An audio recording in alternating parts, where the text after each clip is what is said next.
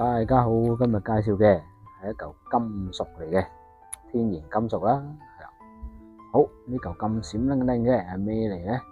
咁佢個名咧就叫做黃鐵礦嘅，係啦。咁咧佢就係天然嘅，生成呢啲一粒粒啊、四方形啊咁樣嘅，係啦，幾特別幾靚。好啦，咁呢嚿咁得意嘅金屬，佢有咩用咧？佢就係可以幫你招財啦、聚財啦，提升呢個自信啦。同埋有呢個強大嘅保護力喺度嘅，同埋咧佢可以幫助你左右腦去發展啦，去轉數會比較快啲咁樣嘅，同埋可以提升下呢個工作效率啦咁樣嘅，係啦。咁呢嚿咧就比較特別嘅，咁佢好多一粒粒咁樣嘅，係啦，幾得意。咁佢黑色呢度咧有機會係啲碧璽啊或者其他嘅礦物喺度啦，都係天然嘅。係啦，咁就點做都做唔到出嚟啦。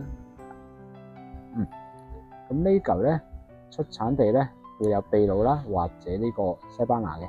咁西班牙嘅咧會呈一個四方形，即係好似呢啲咁嘅，係啦。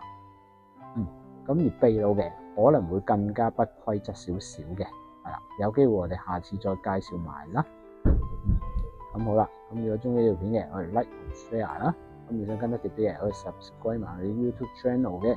我哋仲有呢個日常片俾大家望一望嘅，咁多謝大家啦，拜拜。